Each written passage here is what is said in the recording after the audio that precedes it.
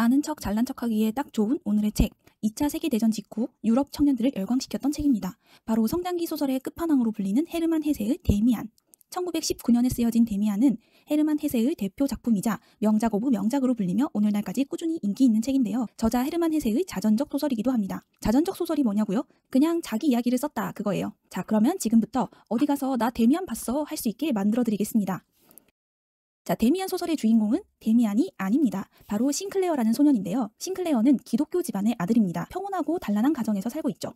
그러던 어느 날 10살 싱클레어에게 첫 번째 고난이 찾아옵니다. 친구들과 함께 수다를 떨던 중 센 척하고 싶은 마음에 거짓말을 하게 된 건데요. 집 근처 과수원에서 사과를 훔쳤다고 한 거죠.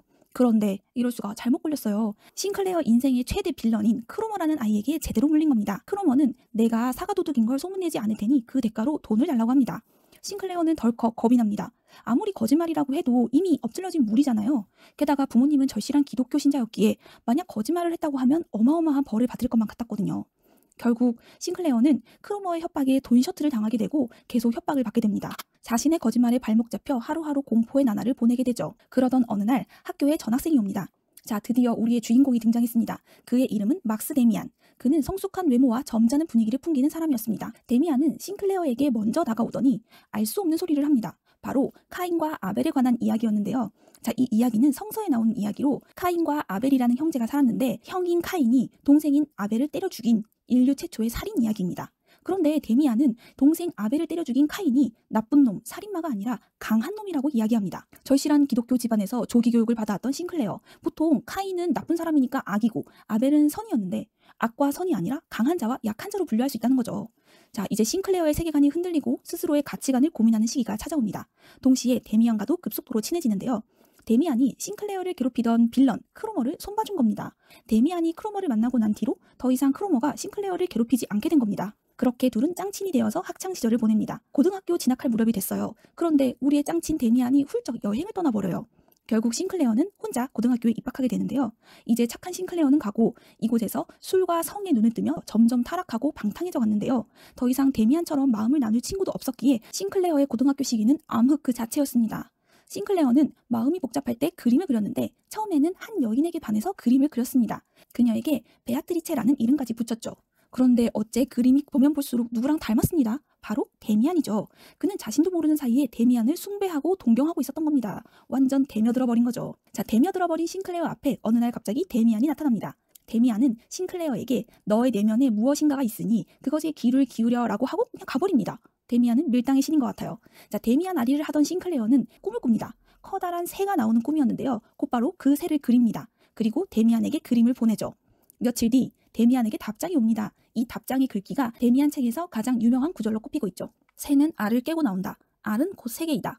태어나려고 하는 자는 하나의 세계를 파괴하지 않으면 안 된다. 그 새는 신을 향해 날아간다. 그 신의 이름은 아프락삭스라고 한다. 대체 무슨 말인지 알 수가 없지만 이 말의 뜻은 내면의 고뇌와 갈등을 극복하고 스스로 이겨내서 자기 자신이 되어라 라는 이야기가 아닐까 싶어요. 자, 그때부터 싱클레어는 한 줄기 빛을 본 것만 같아요. 선과 악, 두 세계 중 어디에도 소속되지 않은 세계에서 너 자신의 삶을 살라는 그 말이 이정표가 된 것만 같았거든요.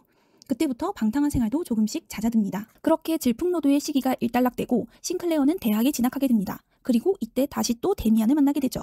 데미안은 싱클레어를 자신의 집으로 데려갑니다. 그토록 보고 싶고 그리워하던 데미안과 이제는 매일 보고 매일 이야기를 나눕니다. 그렇게 시간이 흐르고 뜻밖의 일이 생깁니다. 이제 겨우 데미안과 꽁냥꽁냥 하다 했더니 이별의 시간이 찾아온 거예요. 러시아와 전쟁이 일어나서 입대를 하게 된 건데요. 자, 그렇게 전쟁터에서 목숨을 걸고 전투를 하던 중 싱클레어는 다쳐서 어딘가에 실려갑니다. 그런데 그 옆에는 어머, 이게 웬일이니? 데미안이 누워있어요. 데미안도 전쟁으로 크게 다친 상황이었는데요. 둘은 서로를 발견하고 데미안은 싱클레어에게 말합니다. 나는 내 안에 있다. 그리고는 숨을 거둡니다. 데미안의 마지막 말처럼 싱클레어는 힘들 때마다 자신의 내면에 있는 자신과 똑 닮은 데미안을 발견하며 힘을 얻습니다. 그렇게 소설은 끝이 납니다.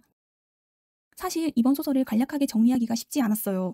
종교적인 얘기도 많았고 싱클레어가 만난 친구들, 그들과의 대화, 데미안의 엄마 이야기 등등 큰 줄거리를 쉽게 설명하기 위해서 생략한 이야기가 좀 있었습니다. 제가 못다한 이야기는 데미안 책에 나와 있으니 꼭 한번 읽어보세요. 이 책이 주고자 하는 메시지는 스스로 알을 깨고 나오는 새처럼 성장은 스스로 해내야 하는 일이라는 겁니다.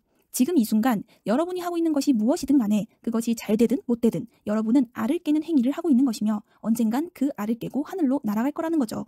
이렇게 듣고 보니 용기가 생기지 않나요? 나의 행동 하나하나가 의미 없어 보여도 알고 보면 자신도 모르는 사이에 조금씩 알이 깨지고 있는 거죠. 알을 깨고 하늘로 날아가는 그날까지 여러분의 모든 날이 의미 있고 행복하기를 바랍니다. 지금까지 헤르만 헤세의 데미안이었습니다.